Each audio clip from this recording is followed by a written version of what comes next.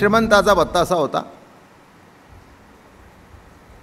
काय इलाज नाही, जन्मताच जरा थोडंसं कमतरता होते बुद्धीमध्ये.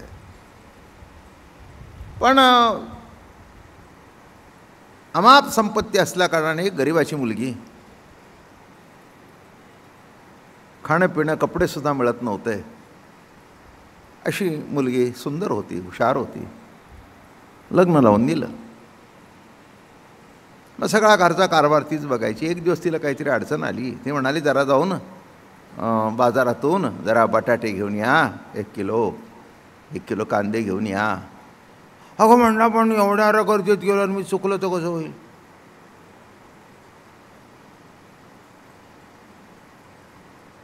ते म्हणले, काही काळजी करू नका, मी गुडघ्याला दोरा बांधते तुमच्या, या दोऱ्याकडे लक्ष ठेवा आणि दोरा गुडघ्यावर असला म्हणजे म्हणावं मी बरोबर आहे, आणि तिथे जर दिसला नाही तर समजा मी चुकलो. आता काहीतरी समजूत काढायची पाहिजे. झालं, बाजारात घ्यायचा, प्रत्येक टायमाला तो असं वर बघायचा, आहे बरं का, आहे बरं का, आहे बरं का. आणि चालता चालता तो खाली सरकला, ओरडू लागला बाजार, अहो मी हरवलो, अहो मी हरवलो, अहो मी हरवलो. माणसं म्हणाली, काय झालं? अहो म्हणाला, बायकोनी दोरा बांधला होता आणि त्याच्याकडे बघ म्हणजे तुला कळेल तू आहेस, चुकला नाहीस. अहो तो म्हणले, खाली सरकला. हा, अहो म्हणला, सापडलो. दृष्टांत कळला का? आता हरवलो म्हणलं हे जसं दोषीच आहे तसं सापडलो. अजून दृष्टांत देऊ का? एका माणसाला मेंटलमध्ये टाकला, मेंटलमध्ये टाकला, वेडा म्हणून टाकला. मेंटलमध्ये काय उगीच कुणाला टाकतात का? नाही, केस फिरवायची असेल तर ह्याची बुद्धीत चीन नाही म्हणून तो भाग निराळा आहे.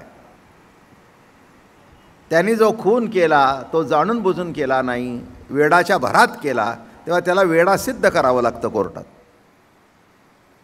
तसाही भाग आहे. हा काही दिवस 4-5 महिने राहिले, ट्रीटमेंट घेतली आणि आला, आणि एवढे पेढे घेतले हातात आणि बाजारपेठेत वाटू, अहो कळलं का, मी पूर्वी वेडा होतो, आता शहाणा झालो बरं का, आग्या पेढा. माणसं म्हणली, पूर्वीपेक्षा बिघडला. अर्थ कळला का? अहो पूर्वी तरी बरा होता. आता मला सांगा, शहाणा झालेला मनुष्य आपल्या वेडेपणाची आठवण कोणाला करून देईल का? तसं पहिल्यांदा जो म्हणला मी हरवलो तोही मूर्खपणा, सापडलो म्हणणं हाही मूर्खपणा, मला वेड लागलंय हाही मूर्खपणा, आणि मी शहाणा म्हणलो हाही मूर्खपणा. मग शहाणा म्हणणं ही सुद्धा जशी त्याची निंदा आहे, तसं स्वरूप मात्र जिथे सर्व आहे तिथे स्वरूप मात्र आहे असं म्हणणं सुद्धा निंदाच आहे. जनाबाईच्या वा मारायला देव येत होता, आमच्या येईल का? जनाबाई हो येईल. आणि त्याच्याकरता वा मारायलाच कशाला पाहिजे? तेल घालायला का नको? म्हणजे देवाचं काम काय तुमच्या वा काढणं आहे का? ठीक आहे, जनाबाईच्या चरित्रामध्ये आहे तसं. माझं बोलणं कळलं का? तसं जिथे जिथे पाऊल टाकाल, हां, जनाबाईच्या दात्याला हात लागला देवाचा, आमच्या दात्याला लागेल का? जनाबाईच्या प्रतीतीमध्ये जी अनुभूती होती ती जर तुमच्यामध्ये असेल तर तुमच्या दाताला हात देवाचाच आहे. आता मला सांगा, मी जास्त मारायची गरज नाही, तुम्ही जळता ते तुम्ही जळता का? तुमच्या हातामध्ये हात कोणाचा आहे? अरे जनाबाईच्या दात्याला हात देवाचा होता आणि तुमच्या हातात हात कोणाचा आहे? देवाचाच आहे. याच्याकरता माझं बोलणं खरं खोटं प्रत्यक्ष पाहण्याकरता ज्याला लकवा होतो त्याला बघा, बरं का? त्याचा हात त्याला उचलत नाही, बाहेरून हात चांगला दिसतो, येणारा जाणारा कळत नाही की कोणच्या अंगाला वारं गेलंय, कोणच्या अंगाला पॅरालिसिस झालंय. मग तो सांगतो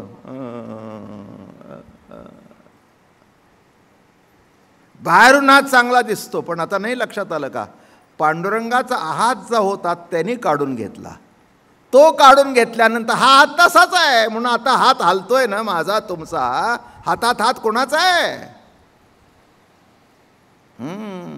या दृष्टिकोनातून विचार करा. मग देव बघण्याकरता जनाबाईची कथा ऐकायची गरज नाही, तुमची जीवन कथा बघा, म्हणजे त्या कथेमध्ये तुम्हाला प्रभू दिसेल. हातामध्ये हात त्याचा आहे म्हणून आहे, पायामध्ये पाय त्याचा आहे म्हणून चालणं आहे. म्हणून जिथे पडेल तिथे शिवाय. आई मिळत नसते, थोडंसं मोठं झाल्यानंतर कळत असते ही आई आहे. आई मिळत नसते, पण ही आई आहे हे कळत असतं. तसं परमात्मा परिच्छिन्नपणाने प्राप्त होण्याचा विषय नव्हे, फक्त प्राप्त आहे ही प्रतिती प्राप्त होणं हे महत्त्वाचं आहे. तसं तो कुठेच गेला नाही. कोठोन या काही नलगे आणावे, नलगे कोठे जावे पहावया. कुठे जाण्याची भानगड नाही, येण्याची भानगड नाही. तो महात्मा ज्या दिशेने पाऊल टाकेल ती यात्रा. अहो प्रत्ययाच्या आरावळी शिवरूपे स्थिती निराडली, ते कोठे जाता घडली शिवयात्रा शिवा. अरे सर्व शिवमंदिर आहे, विश्व हे शिवाचं मंदिर आहे. तो जिथे पाऊल टाकेल तिथे शिवच आहे. तयाच्या ठाई व्यापार भाण, तेनेस तो विश्वरूप जाण. तो स्वभाव करी पादचलन, ते शिवयात्रा होय. स्वभावता पायाचं जे चलनवलन करतो, मागे पुढे होतो, ती त्याची शिवयात्रा आहे. हे एक परम पदाला पोचलेल्या महान सत्पुरुषाचं महात्म्याचं वर्णन आहे. तुम्ही म्हणाल आम्हाला पोचता येईल का? नाही म्हणण्याचं काही कारण नाही. त्याचं पाऊल जर सर्व शिव आहे, त्याचं पाऊल जर शिवाकडे पडतं आणि शिवावर पडतं, तुमचं कुठे पडतं? फक्त त्याला कळतं आणि तुम्हाला कळत नाही. कळलं का तुम्हाला? एवढाच फरक आहे. निंदाच आहे.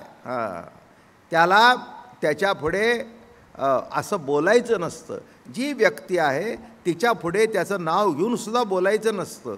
तो त्याचा आदर बाळगणं आहे. म्हणून उपनिषदाने किती रूपाने जरी केलं, बरं गप्प बसले तरी स्तोत्र झालं, काही बिघडत नाही. म्हणून पुढे म्हणा ना तरी निंदा स्तुती जोनी मौनसाठी, मौन आणि आती न बोलती. मौन काय न बोलणं काय दोन्ही सारखंच आहे. पुढे महाराज म्हणाले घालिता अव्हासवा पाये, शिवयात्राची होत जाय. शिव गेली आहे नोहे काही जाणे, जेथे देखे तेथे तुझीच पाऊले. जिथे बघावं तिथे तूच विस्तारलेला आहेस. जिथे जिथे म्हणून मी पाऊल टाकीन तिथे शिव आहे. घालिता अव्हासवा पाय, शिवयात्राची होय. तो या भूमिकेवर आहे. कुठेही चालत गेलो तरी शिवयात्राच आहे. शिवयात्रे व्यतिरिक्त कुठे जायचं नाही. कुठे जायचं आहे? काय म्हणतात? कुठे गेलो? घालिता अव्हास, कुठेही पाय घालू दे. माझं बोलणं कळलं का? आता थोडक्यात तुम्हाला समजून सांगण्याकरता हे माझ्या प्रवचनाचं स्टेज आहे. एवढ्या भागात कुठेही पाऊल ठेवला तरी स्टेजच. चला अजून व्यापक सांगतो. हा एवढा मोठा हॉल आहे. या हॉलमध्ये आतमध्ये कुठेही पाऊल ठेवला तर तुम्ही काय म्हणणार? आम्ही गणेश क्रीडामध्ये आहे. असा आहे का? समोर बसलेले गणेश क्रीडामध्ये बसले आणि मागचे बसलेले गणेश क्रीडामध्ये त्यांचं पाऊल नाही. जिथे पाऊल टाकेल तिथे गणेश क्रीडा.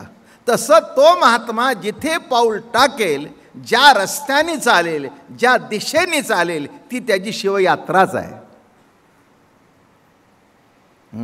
विठ्ठल जळी स्थळी भरला,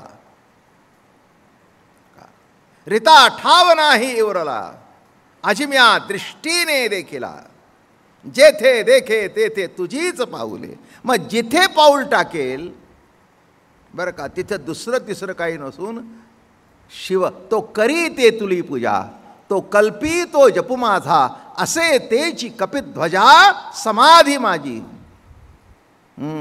त्याचं चालणं हीच तीर्थयात्रा आहे. त्याला निराळं काही करायचं काय? कारण का? कुठे जाऊन देव मिळवायचा नाही. एक पुन्हा अजून सांगतो, कधीही देव मिळवायची भाषा करू नका, देवाची प्रतीती येण्याची भाषा करा.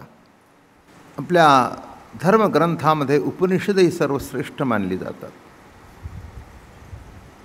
6 शास्त्रामध्ये षडदर्शनमध्ये वैशेषिक न्याय, सांख्य, योग पूर्वमीमांसा आणि उत्तरमीमांसा नामे उपनिषदाचा भाग येतो.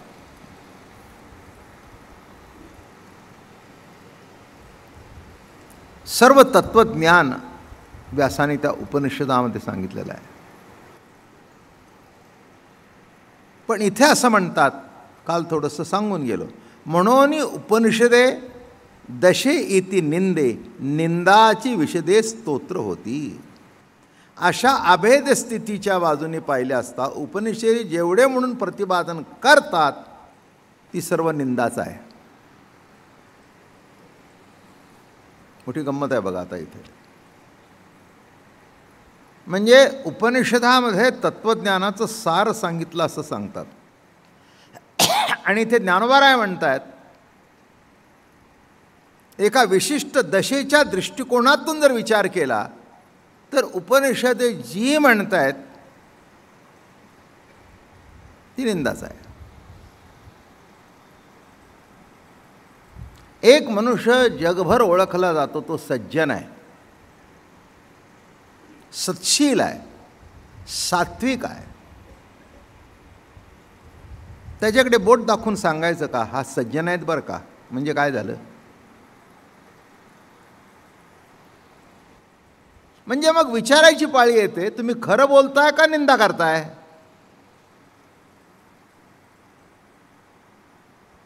नाही का? शब्दाचा अर्थ सुद्धा मी मागे सांगितलंय. आलात बसा. आलात का? घरची आठवण झाली का? बसा. म्हणजे शब्द तेच आहे, पण इथे स्तुती केली नाही, त्याची निंदाच केलेली आहे. तसं उपनिषदामध्ये असं काही घडत नाही. जी वाक्य उच्चारली ती स्तुतिवाचक आहेत, त्याचं वर्णन करण्याकरता सांगितलं. पण एवढं जरी असलं तरी ते स्वरूप मात्र जे आहे तिथे ते स्वरूप मात्र आहे हे सांगणं सुद्धा चूक आहे. कारण सांगताना तू निराळा झालास ना. ज्या क्षणाला त्या स्वरूपाहून तू निराळा आहेस असं तुला वाटतं, अरे ती निंदाच आहे.